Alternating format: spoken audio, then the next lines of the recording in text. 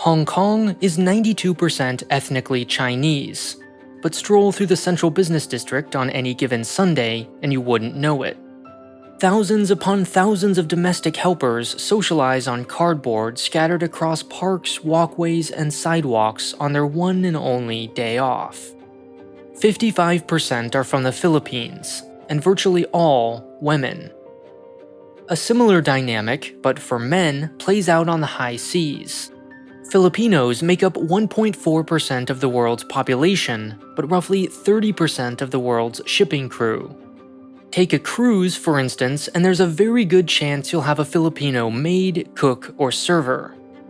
It's not just low-skill work either. 1/5 of California registered nurses are from the Philippines, despite comprising only 4% of its population. On any given day, 10% of all living Filipinos are employed overseas, 2.3 million of which are temporary workers. The reason may seem obvious: money. The average nurse can make 15 times more working abroad. Even domestic helpers make far more than they would at home. But why the Philippines specifically? The country is neither the world's largest, fastest growing, nor even poorest potential source of labor. Being the cheapest is a tough competitive advantage to maintain in a world of 7 billion people. There will always be someone somewhere more desperate. And yet, the Philippines has remained the world's go-to source of labor for decades, almost monopolizing entire industries. So, what's the real reason? Sponsored by Brilliant. Learn math, science, and computer science the intuitive way with a link in the description. In 1973, the Middle East went on strike, cutting off the world's supply of oil. Between December 1973 and January 1974, the global price of crude more than doubled from $26 to $61 per barrel. For the Philippines, which imported 80% of its oil, this made a bad situation much worse. The Marcos government was already busy fighting a communist rebellion, had declared martial law, and was suffering a balance of trade deficit when consumer prices went through the roof, and unemployment soon followed.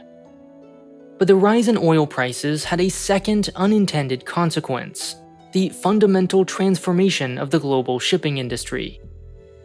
When the price of oil rose, demand for tankers fell dramatically. But because a ship ordered today is only actually delivered years down the road, their supply continued rising long after they were no longer needed.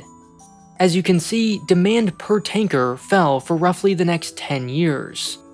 And during this period of excess supply, shipping became far less profitable.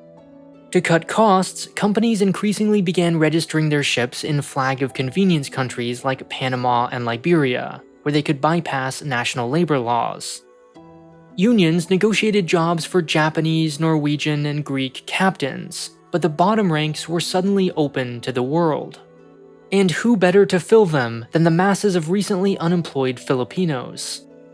Shipping companies didn't just get access to a cheap, willing, and able workforce fluent in English, the international language of the sea, but also their favorite kind: temporary.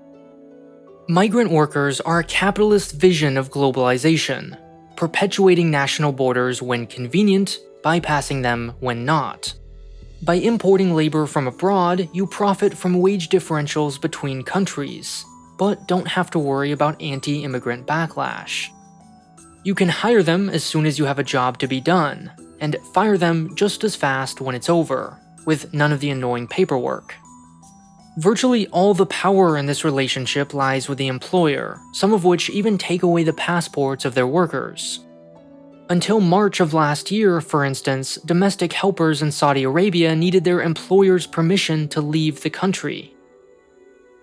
Needless to say, this serendipitous combination of push in the form of unemployment in the Philippines and pull in the form of demand for cheap labor produced an explosion of Filipino migrant workers. In 1960, 15% of all seafarers were Asian. By 1987, that number had more than quadrupled to 67%. The next wave came from where the first originated: the Middle East. The Gulf states had grand visions for what to do with their new wealth, but no one willing to actually build their underwater hotels and giant empty picture frames. That's where foreign labor comes in. Today, 26% of Filipino migrants work in Saudi Arabia, 14% in the UAE, 6% in Kuwait, and 5% in Qatar. A significant portion of the rest work in Hong Kong or Singapore as domestic helpers, doing the laundry, childcare, cooking, cleaning, and everything in between for middle-class households. Some families even have 2 or 3. But this is really only half the answer to our original question: why Filipinos came to dominate these specific labor niches.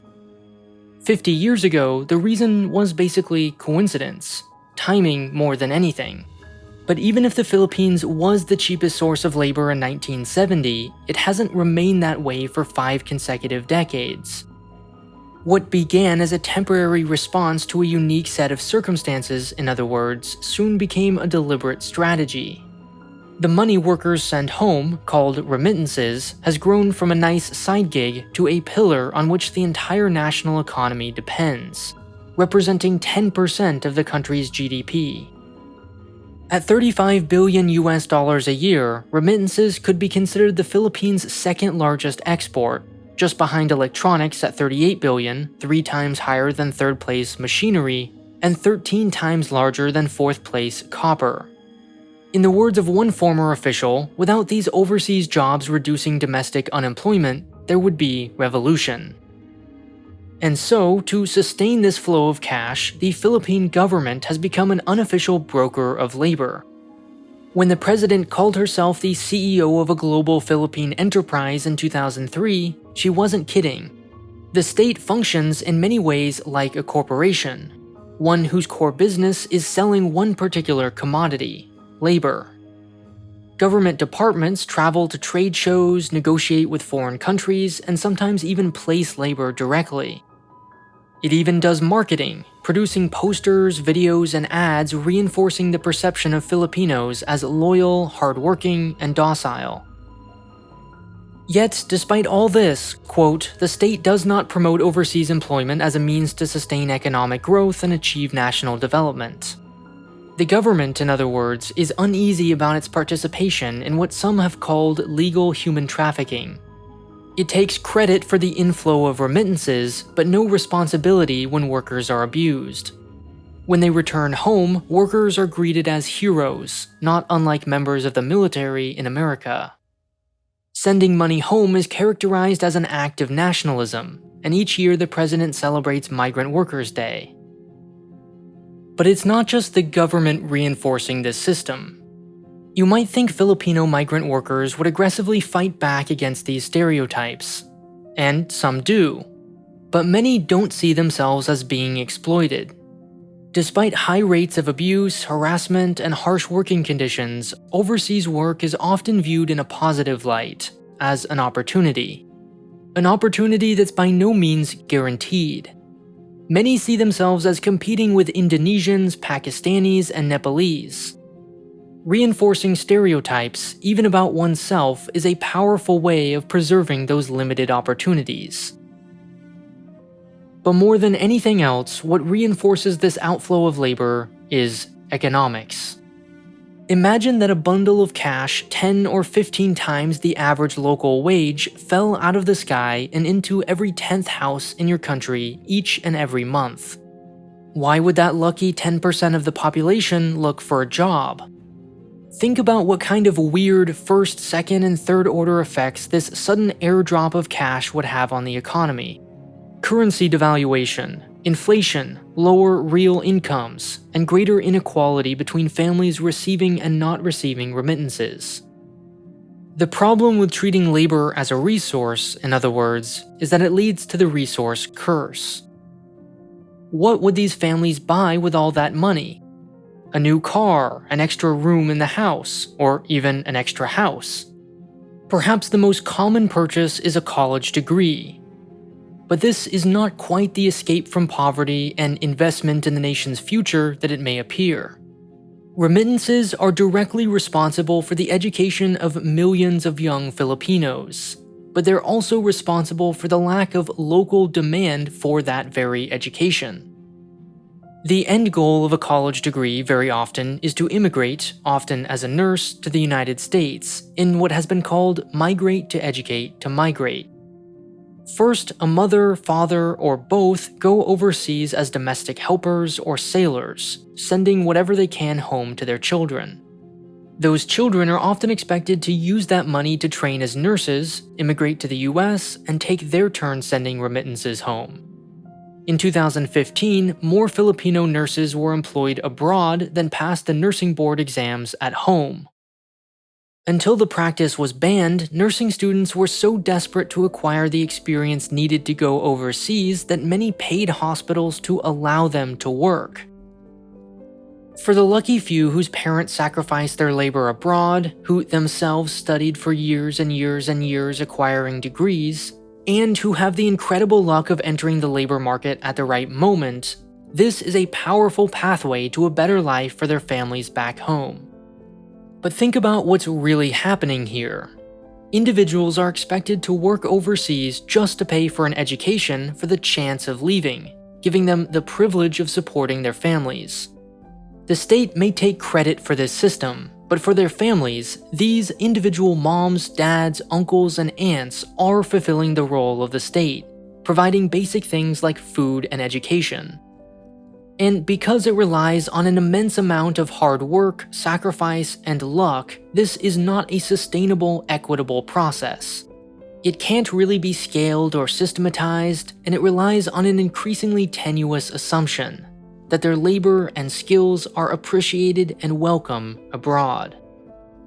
All it takes is a change of visa rules in a foreign country or a pandemic to nullify all those years of sacrifice. Last year, for instance, the Philippine government capped the number of nurses allowed to work overseas, forcing all but 5,000 to stay home, risking their lives for very little money. So what did they do? Many go back to school in hopes that a second or third degree will make them more competitive. According to one study, 39% of working Filipinos are overeducated for their jobs, yet a quarter are undereducated. This is just one more way the traditional system of education fails students, by preparing them for jobs that no longer exist. Learning should be flexible, interesting, and based on practical, universal skills like problem solving, logic, and math, all things which today's sponsor, Brilliant, was designed to be. Brilliant has courses on everything from programming to problem solving, physics, and calculus. What I like about Brilliant is that it makes learning fun by focusing on applying knowledge through interactive puzzles, riddles, and games, not just by rote memorizing facts. One trick I recently learned is to start your day by doing something small but productive. Doing a quick lesson or challenge on Brilliant in the morning is a great way to instantly feel accomplished, learn something new, and start your day on the right foot. Click the link on screen now, and the first 200 people will get 20% off their annual premium subscription. You can even gift a subscription to a friend or family member. Go pick what interests you most and start learning today.